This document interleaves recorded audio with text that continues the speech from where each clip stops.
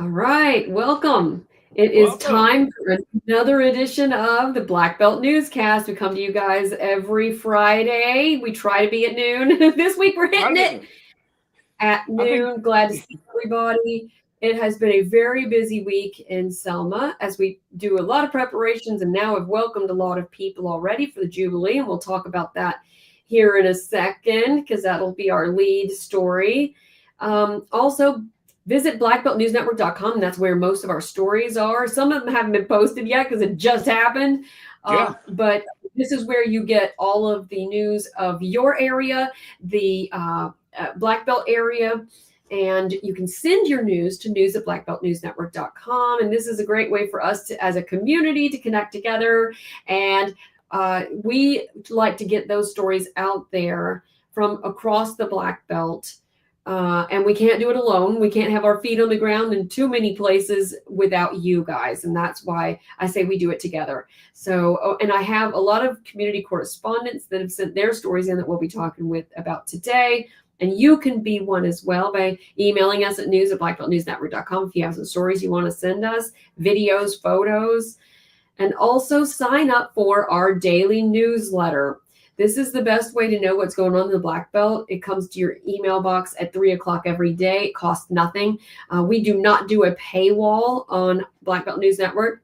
So it is free for everyone to just regardless to read our content because we want everyone to be engaged and informed about your community. And in order to do that, we do ask for donations.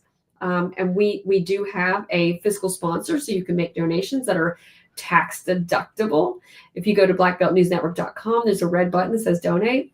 And I mean, even if it's just $10 a month, that really, really helps us. It's like, just like you pay for Netflix, you can help us pay for news. You don't have to, but we love you if you do. And we always do like to start off with our newscast here and our stories that we've got and we've been gathering over the week. And so we're Oh, going to started. Oh yeah. Oh, I'm Cindy Fisher and I'm publisher. oh yeah. I'm typewriter. I'm a reporter You and writer. guys know us. Oh yeah, we're us. Bridge Crossing Jubilee. You Yeah. cannot go through this newscast without talking about the stuff going on in Selma and Marion. This Right. is the civil rights mecca. If it wasn't for what happened here in our neck of the woods, we would not have voting equality as we do today. And it is Exactly. really an honor for us to cover these events as we mark Bloody Sunday. This year is the 60th anniversary because it happened in 1965. And this time it will be the actual reenactment is Sunday, where Right. it's marching over the bridge. We expect thousands to be there. I know I will be there with my sunscreen because it's going to be a lovely day. And it's always a lot of fun. There's so many festivities. You can go to blackbeltnewsnetwork.com and look for the schedule that we have put up, but it is not exhaustive. It's most of the stuff we've gotten inundated this week with emails, press releases of folks that want us to get the word out about their events. There's just so many, it's hard to do all of them. So let's talk about some of the early activities of Jubilee. You went to the plaque dedication. Tell us about Yes. that. That was yesterday. They dedicated 2 new plaques at the Song of Selma Park, right at the foot of the bridge. That's Danielle Wooten. She spoke for the city of Selma, and the lady that's speaking there is actually the Miss Iverson. She is the president and CEO of the John and Lily Miles Lewis Foundation. Deetra Everson. They actually partnered with Wells Fargo Bank, the city of Selma, and the Psi Beta Sigma fraternity to put together these plaques that are on either side of the entrance to Song of Selma Park. And there's the unveiling of the first plaque. And what these are is they give in short little spurts, little pictures, little panels, the history of the civil rights in America from 1918 to 2020. And that's the second plaque. So it's on 2 different plaques. You read the first one and then go to the second one. And they did this unveiling yesterday, and just in time for all the folks to come to the Jubilee. There's one right there so you can kind of get an idea of what they look like. They both look like that. And have the little bits of information. Really interesting stuff. So, I mean, if you're at Songs of Selma, that's a good spot to go. You know, it really is. It's so smart for them to do that because we get so many people that come during the year, not just Jubilee, that come to walk the bridge, and there isn't anything that says what happened there in any kind of platform. That's right. So until now. And you know, while I was sitting here, I just noticed a bunch of people walking. Because I'm at the office on Broad Street in Selma, and I was looking at the schedule. I believe what I just saw walk past was the Children's Youth Freedom March over the Edmund Pettus Bridge, because that's from 10:30 to 1, so that's about right now. So they just walked past. We have a correspondent that's covering that, so good. So we'll have some video. Get all kinds of great stuff out of that. I know next week's newscast is going to be packed with a roundup of excellent stuff from this weekend. All right. You know, last night was the 60th Mass meeting.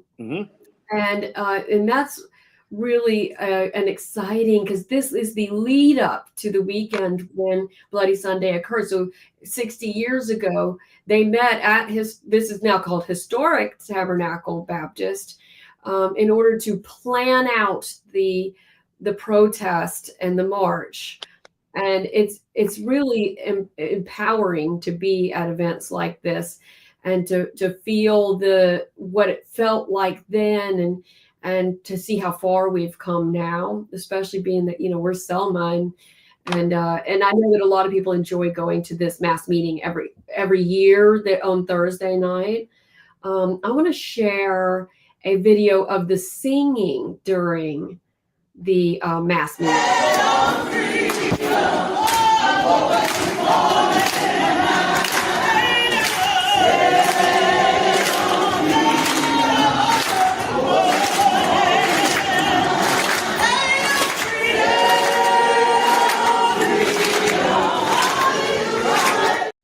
So you can see that full video at our Facebook page.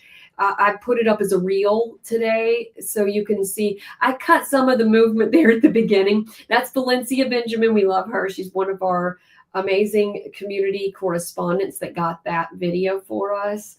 But you can hear more of the singing and watch that video on our Facebook and Instagram. It's really fun.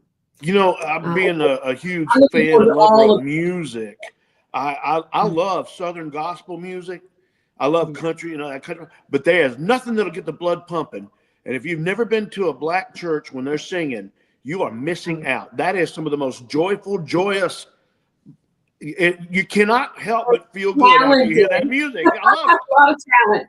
I know. Awesome. Well, so you actually got to sit down with some former nurses from Good Samaritan Hospital. Tell me about that. That was unbelievably fun, wonderful. I fell in love with these ladies. Okay, this is sitting right to my left is Miss Vera Jenkins Booker. Then there's Claire Williams Moorer and Jeannie Evans. Yes, the wife of the former mayor of Selma, George Evans. They were all nurses right there at Good Samaritan Hospital. And Miss Booker actually was a nurse there during the 1965 marches. But before that, back in February of 1965, there was a man named Jimmy Lee Jackson who was shot in Marion, which kind of sparked the whole civil rights movement to begin with. Miss Booker was his nurse at the Good Samaritan Hospital, where he was taken, after he was shot. And that's a little poster that she brought, that she has displayed in her home, about her being there when Jimmy Lee Jackson was brought in, and how she took care of him. And she tells that story. So, and Miss Moorer and Miss Evans tell their stories. They weren't there during the Civil Rights March, but they talk about how that affected and how that was handed down throughout the nurses at the Good Samaritan Center. And it's really an interesting interview. I'm about done editing it. It'll be done this afternoon, and then I'll give it to you to put up when you can this evening, because I think everybody's going to. And Miss Booker talks about the people coming in on Bloody Sunday. So there's some really, really good stuff in there. I And love I'm gonna tell it. you something, I told my wife was actually running the camera. Sarah was running the camera, and I told my wife because Miss Booker is one of the most joyous people you have ever met in your life. Her personality bubbled. I turned to her and I said, "You know what? I'm in love with you." And she said, "Well, you better tell your wife." So I did. She is the Well, most I wish wonderful. she was my grandma. That's what I wish. Oh, you need Okay. to. You love these people. They're awesome. We also last week shared an interview with Chief Fulford Yeah. about security efforts because we've got thousands and thousands of people coming and we do have a video. It's on YouTube that you can watch where he's talking about the efforts. We will have extra police departments here, volunteer and otherwise, that will be helping with the with security. So Right. just mentioning that. All right, we're going to switch over to Demopolis for a sec. I attended the city council meeting last night, and they had an update on the old school. Now, this is from a public meeting in October. So in the fall, the city wanted to sell this property, the old school, to a developer to have condos there. But the community was very against it and wanted to see it renovated and continue to use for arts and theater like it is right now with Canebrake Theater that does their plays there. Right. So the city, at the time, they did vote down the development, but it was tight. So since then, the Friends of the Old School, Demopolis School, has formed as an organization. They're working toward becoming a nonprofit, and they have been taking donations that they do through the city, at least for right now. And they've formed committees. That is like a fundraising committee and a building committee, and they have been looking at ways that it needs to be redeveloped. And so, in this point, the city has agreed that they will keep ownership of the building, and that the friends of the old school will get grants to cover the cost to do the renovations. The first thing they want to do is the roof, the windows, the trim, reinforcing the property. Yeah. And it eventually will become the neighborhood around it did not want it to become Yeah. Nobody wanted to do. multifamily. So they really were against it. And a big crowd came out in the fall against it and really proposing that they do something new. And now, and this is what I'm using in my story, is they're all on the same page, the city and the historic society. So I'll have my story up today from attending it last night, but that is the update on the old school. It's pretty cool. Good deal. Really happy for them. I want to switch over for a second to Demopolis schools, which I happen to really love the Demopolis schools. My daughter's at the high school. Yeah, me too. Elementary schools, both of them, West Jones and West Side, were named Spotlight of Reading Districts for the state of Alabama. And this is for outstanding leadership or literacy achievement. And so on Monday, Demopolis City Schools hosted school districts from neighboring school districts for this Spotlight of Reading visit. And so they had reading specialists that came, and the principals and reading coaches got to share their success story on how they got to achieve that. So it's really great that they were able to achieve that and share their success stories with others. So that is Demopolis schools. Yeah, they're doing well over there. We had a storm last week. Yeah, we actually did.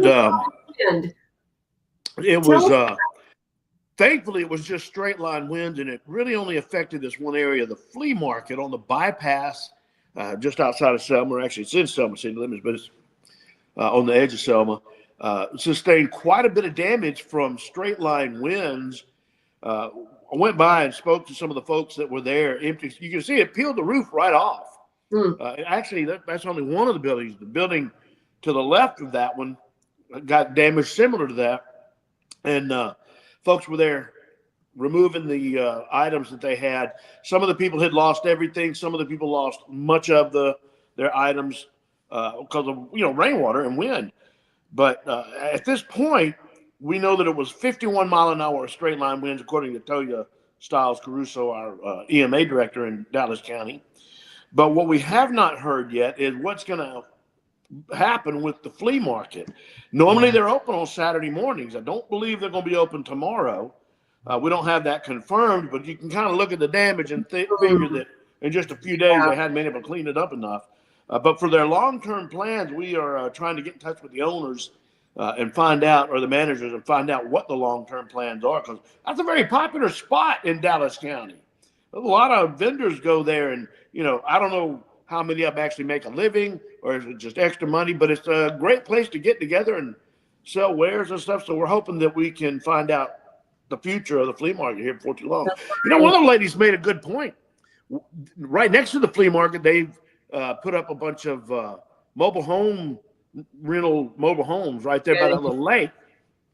If those winds had been on that side of that park area, a lot of people would have been without a home.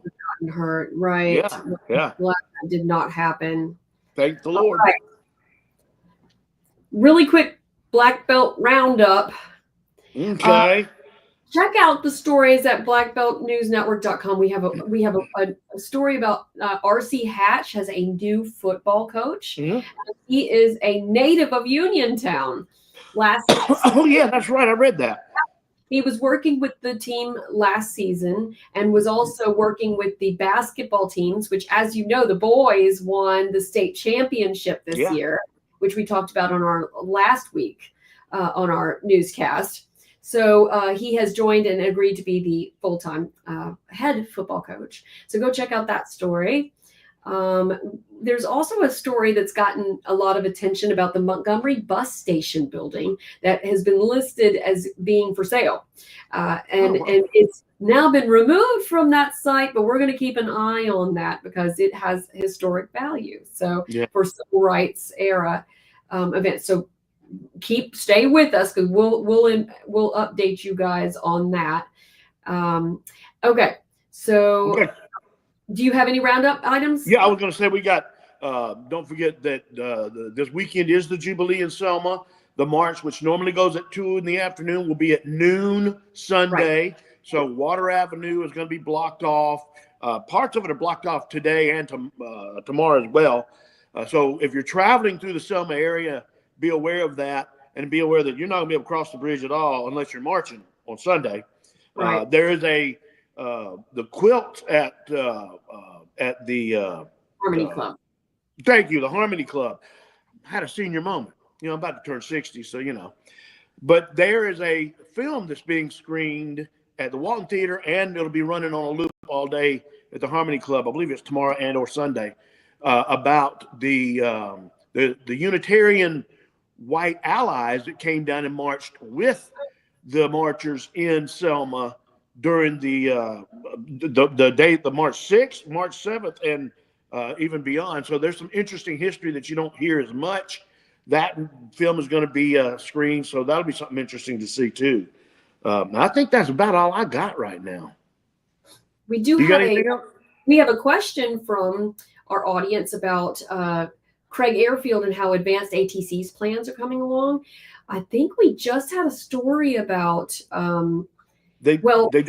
Community College had just had a speech last week before, and they released their an economic impact study that had shown that, and part of their growth is that they are adding classes for aviation.